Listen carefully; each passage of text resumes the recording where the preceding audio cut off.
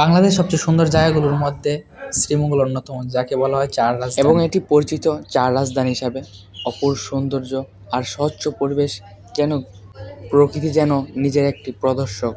এখানে ঢেউ খেলে পাহাড়ের টিলা, সারি সারি বিস্তৃত সবুজের চা বাগান, যার চোখের সামনে এক বিশাল সমুদ্রের মতো বিস্তৃত। পাহাড়ের কোলে লুকিয়ে থাকে ছোট ছোট লেকগুলো, তা শ্রীমঙ্গলের দৃশ্যকে আরো সমৃদ্ধ করে। আরও ছিল লাউয়াছড়া জাতীয় উদ্যান, যা বাংলাদেশের 10টি বনের মধ্যে অন্যতম। তো চলো শুরু করি শ্রীমঙ্গলের ভ্রমণের গল্প। আমি যাত্রা শুরু করছি ঢাকা কমলাপুর রেল স্টেশন থেকে। আপনারা ঢাকা সায়দাবাদ থেকে বাসেও যাইতে পারবেন, তো সবচেয়ে ভালো মাধ্যম হচ্ছে ট্রেনে যাওয়া। আসসালামু আলাইকুম, ওয়েলকাম টু শ্রীমঙ্গল। আর আমি এখন আছি শ্রীমঙ্গলের রেলওয়ে স্টেশনে। আর এটি হচ্ছে গিয়া শ্রীমঙ্গল রেল স্টেশনের মেইন গেট, মানে একটা গেটেই, একটা প্ল্যাটফর্ম, একটা গেটেই। আর একটু সামনে বাড়িলে দেখতে পারবেন একটা মসজিদ।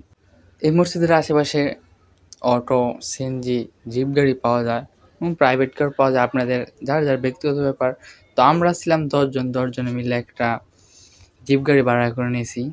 শ্রীমঙ্গলে এসে আমাদের মেইন কাজ হইতেছে কি একটা হোটেল ভাড়া করা। আমরা গতকালকে রাত্রে এসে একটা হোটেল ভাড়া করতে পারি না, কিন্তু আজকে সকাল বার হয়ে গেছে একটা হোটেল ভাড়া করার জন্য। এটা হলো কি আমাদের জিপ গাড়ি। আর আমরা এই রোডের ভিতরে একটা হোটেল নিয়ে নিলাম। আর শ্রীমঙ্গলের রাস্তা খুবই পরিষ্কার, ঢাকার মতো এরকম এরকম ময়লা টয়লা নাই। আমাদের হোটেল বুকিং করার পরে আমরা যাত্রা শুরু করতেছি। শ্রীমঙ্গল শহরে একটু বাইরে থেকে আমরা আমাদের যাত্রা শুরু করতেছি। সো গাইস, এটি থেকে শ্রীমঙ্গলের মেইন শহর। আর শহর থেকে একটু বাড়ানোর পরেই এরকম সুন্দর রাস্তা, যা আমাদেরকে মনোমুগ্ধ করেছে একদম। দুই পাশ জুড়ে সবুজের সমাহার, এক পাশে সারি সারিবদ্ধ চা বাগান, যত দূর চোখ যায় শুধু চা বাগান আর চা বাগান।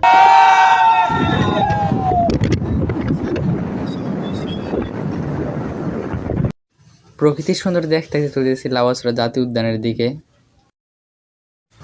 আর এখন আছি লাউয়াছড়া জাতীয় উদ্যানের আশেপাশে। আমার মনে হয় যেটা আমি ফার্স্ট টাইম আসছি তা আর বলতে পারি না।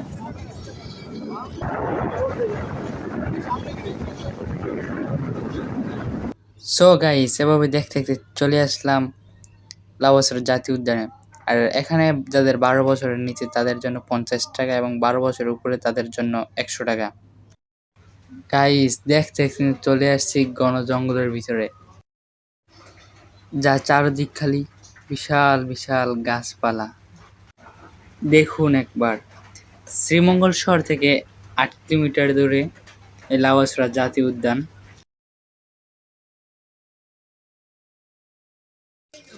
আর যত গহীনে যাচ্ছি এত আর যে জঙ্গল বাড়ছে, আরো গভীর জঙ্গল আর বিশাল বিশাল গাছপালা। এখানে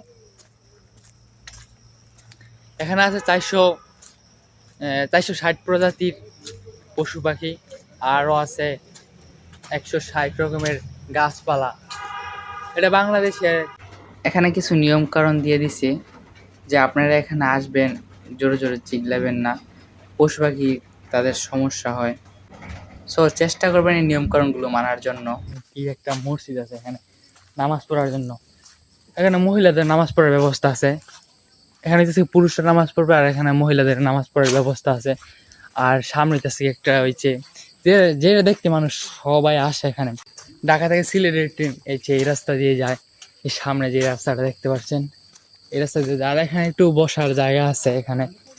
আর এখানে দুইটা জনপ্রিয় মুভি করা হয়েছে, একটা আছে আমার আছে জল। এর শুটিং স্পট লাউয়াছড়া জাতীয় উদ্যান, শুটিং সাল 2008। আর এটি হচ্ছে গিয়ে লাউয়াছড়া জাতীয় উদ্যানের ট্রেনের রাস্তা। ঢাকা টু সিলেটের ট্রেন এই রাস্তা দিয়ে চলাচল করে। আর এখানে আরেকটা শুটিং করা হয়েছে, around the world in the 80 day. আর এখানে এসে আপনারা বিভিন্ন প্রজাতির পশু পাখি দেখতে পাচ্ছেন। এখনো দেখা যাইতেছে না, বৃষ্টির কারণে মনে হয় এখানে এখন জঙ্গল থেকে বার হইতেছে না। এদিকে বান্দর পাওয়া যায় না, কালা আর বান্দর। এই ভাই আমাদেরকে এরকম বানর দেখাইছে যেটা আমরা জীবনও দেখিনি। লাউয়াছড়া জাতীয় উদ্যান পরিবেশন শেষ করার পরে আমরা যাইতেছি চঞ্চলনগর গল্ফ মাঠের দিকে। আর পথের দুই পাশের দৃশ্য সত্যি ছিল অসাধারণ। ওই চা বাগান। রাস্তার দুই পাশের বড় বড় গাছগুলো শুধু রাস্তার সৌন্দর্য নয়, যাত্রাকে আরো মনোমুগ্ধ করে তোলে। এটি দেখে মনে হইতেছে যে মানুষের শিল্প দ্বারা তৈরি এগুলা। জাস্ট দেখুন।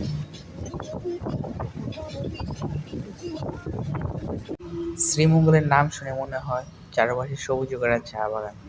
তবে শুধু চা বাগানের জন্য বিখ্যাত নয়, এই অঞ্চলে রয়েছে অনেক ধানের জমি।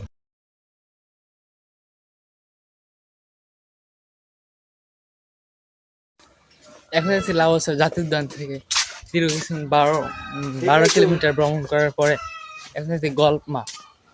তো এখানে আমার আগে আর কখনো যাওয়া হয় নাই, শ্রীমঙ্গলে আমার ফার্স্ট ভ্রমণ। তো গিয়ে দেখি এখানে কি কিরকম সুন্দর। তো আমরা হাঁটতে হাঁটতে চলতে যাচ্ছি গল্ফ মাঠের দিকে। আর রাস্তাগুলো কাদামাটির রাস্তা। গল্ফ মাঠ যাইতে হলে গ্রামের ভিতর দিয়ে একটু হাইটা দিতে হলে 5 মিনিটের মতো হাইটা যাইতে হয়। সো হাঁটতে হাঁটতে চলে আসলাম গল্ফ মাঠে। গাইস, জাস্ট গল্পার ইয়ারা দেখুন, ভিউটা দেখুন কিরকম। আচ্ছা, আপনারা একবার দেখুন, এত সুন্দর জায়গা। আজকে প্রকৃতি একে অনন্য লেভেলের প্রকৃতি, তাই এটা আমার চিরজীবন মনে থাকবে, সারা জীবন মনে থাকবে যে আমি একবার এই শ্রীমঙ্গল গেছি। এটা আমার সারা জীবন মনে থাকবে। হয়তো জীবনে বাইরে থাকলে আরো অনেক বহুবার আসা হবে, তো এটা আমার ফার্স্ট আসা। এটার ভিতরে অনেক কিছু আমার, এটা আমার একটা স্মৃতি হয়ে থাকবে। সুন্দর ভিউ দেখুন, ভিউটা দেখুন। হয়তো বন্ধু বান্ধব নিয়ে যাওয়া যায় না, তার ভিতরে নিজে একলা একলা যাইতে হয়। তো একলা একলা নিজেরা মানায় নিতে হবে। আর আপনি সবসময় চেষ্টা করুন, যদি শ্রীমঙ্গল আসেন, একটা ট্যুরিস্ট বা যারা ট্যুর করতে আসতে দেখো 5-6 জন লোক আছে, তাদের সাথে ঢুকে যাওয়ার চেষ্টা করবেন। তাহলে আপনাদের ভ্রমণ ট্রমণ করার মজা হবে। এই গল্ফ মাঠ বাংলাদেশ সেনাবাহিনীর নিয়োজিত একটি গল্ফ মাঠ, যা অবস্থিত মৌলভীবাজার জেলার শ্রীমঙ্গল উপজেলায় বাংলাদেশের আর্মি ক্যান্টনমেন্ট এলাকায়। আর মাঠটির প্রকৃতি পাহাড়ি সবুজে গড়া, একেবারেই চা বাগানের কাছাকাছি। আর এখানে অফিসিয়াল গল্ফ টুর্নামেন্ট হয়। চারপাশের পরিবেশ শান্ত, আর সবুজের পাহাড় সাথে চা বাগান, একদম অসাধারণ। রাবার রাবার বাগান এসে পড়ছি। এখানে আসলে আপনার রাবার কিভাবে প্রসেসিং হয় এটা দেখতে পারবেন। এই হচ্ছে দেখেন, এখানে রাবার ফুটা ফুটা করে আস্তে আস্তে এগুলা আবার না কিভাবে কি করে প্রসেসিং করে। আর গল্ফ মাঠের পাশেই চা বাগান। এতক্ষণ দেখছেন চমচনগর গোয়ালমার, আর এখন এসে পড়ছি চমচনগর চা বাগান। চা বাগানটা অসাধারণ। এবং কত দূর দূর পর্যন্ত, দূর দূরান্ত পর্যন্ত খালি চা বাগান আর চা বাগান। এই শ্রীমঙ্গলের থেকে এরকম একটা শহর যেদিক যায় ওই দিকে এই। আর কিছুটা মাছ রাস্তার ভিতরে দেখছিলাম যে তারা দান করে। আর এই কারণেই শ্রীমঙ্গল এত সুন্দর, দান করে মানে এক সাইড একবার সব জায়গার ভিতরে দান আর দান। আর চা বাগান মানে সবখানে চা বাগান, এক যেটা করে এক সাইড একবারে পুরো এইটাই করে। এই কারণে এই জায়গাটা আরো বেশি সুন্দর হয়। আর চা করতে হলে এরকম ডালও জায়গা লাগে। আর যে জায়গার ভিতরে ডাল নাই, এই জায়গার ভিতরে এই দান করে, কি দান জানি কয় এগুলা জানি না, এই জায়গার ভিতরে দান করে। আর দেখুন জায়গা, এটা যেত দূর চোখ যায়, এত দূর পর্যন্ত খালি এই সবুজ দৃশ্যই দেখি, সবুজ আর সবুজই দেখি।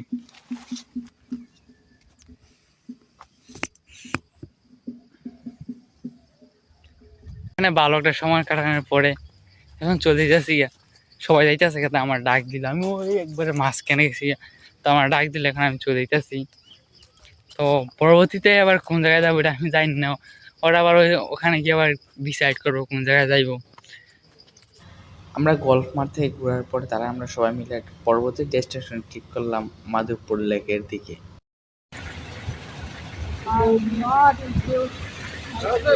চমচনগর গোয়ালমার থেকে ডাইরেক্ট চলে আসছি মাধবপুর লেকে। তার সময় লাগছে 45 মিনিট, এবং দূরত্ব হবে 16 কিলোমিটার মতো বা প্লাস মাইনাস হতে পারে। আর রাস্তা দিয়ে প্রকৃতির সুন্দর দৃশ্য, এগুলো দেখতে দেখতে কোন সময় যে চলে আসবেন কোনো খেয়ালই থাকে। আর আশেপাশে যা আছে এই মাধবপুর লেকের পরে যা আছে সবই এই চা বাগান আর চা বাগান। এই মাধবপুর লেক কিন্তু এটা প্রাকৃতিকভাবে তৈরি না, এটা কৃত্রিমভাবে তৈরি, মানুষ তৈরি করছে। এদিকে যত দূর চোখ যায় তত দূরে আর সুন্দর আর সুন্দর। ওই যে ওই দিক দেখেন, জুম করে দেখে ওই দিক দিয়ে দেখেন কি সুন্দর। আমি আশেপাশের জায়গাগুলো ঘোরার পরে তারপর চলে যাচ্ছি উপরের দিকে, যেখান থেকে মাধবপুর লেকের সুন্দর ভিউটা দেখা যাবে। আর মাধবপুর আসলে চেষ্টা করবেন সকাল সকাল আসতে বা বিকালে, দুই সময় আসলে মাধবপুর লেকটা সুন্দর সুন্দর ভিউ পাবেন। মাধবপুর লেক, চারপাশে পাহাড়, মাঝখানে বিশাল জলরাশি, মনে হচ্ছে প্রকৃতি যেন নিজের হাতে এঁকে রেখেছে।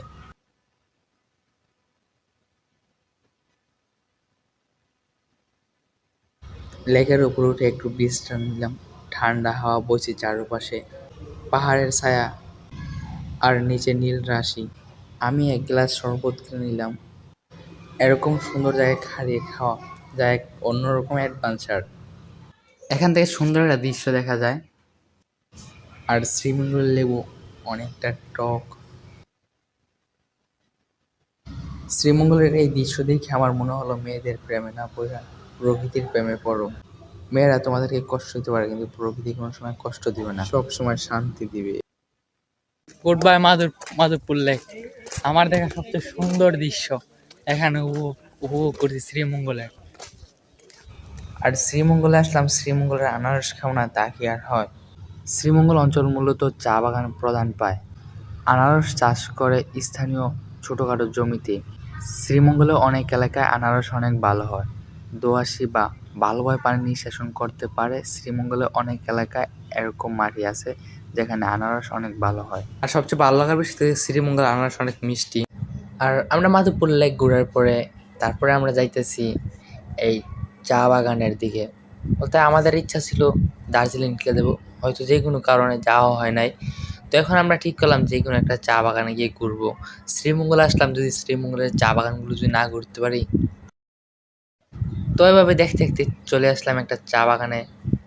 চা বাগানের আশেপাশের পরিবেশটা একদম মনোমুগ্ধ ছিল, আর চা বাগানটা ছিল একদম নিরিবিলি চা বাগান। আবার কোন সময় শ্রীমঙ্গলে আসলে দার্জিলিং চা বাগানে যাব।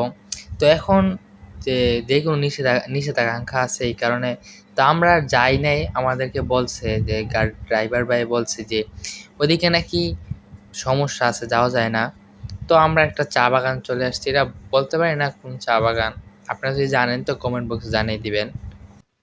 তারপর আমি আর দেরি না করে ঝটপট করে চলে যাচ্ছি উপরের দিকে। আর চা বাগানের উপর থেকে দেখতে আরো অনেক বেশি সুন্দর লাগে।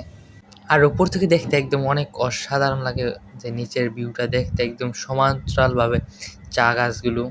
বাংলাদেশ সবচেয়ে বেশি চা বাগানে আছে এই শ্রীমঙ্গলে। চায়ের সারি সারি গাছের মাঝে হাঁটতে হাঁটতে মনে হচ্ছে প্রকৃতি যেন নিজের হাতে সবুজ আর সোনালি রঙের গল্প আঁকছে। আমরা ভাবছিলাম সবাই যাবো লাল পাহাড়, কিন্তু বৃষ্টির কারণে আর হইলো না।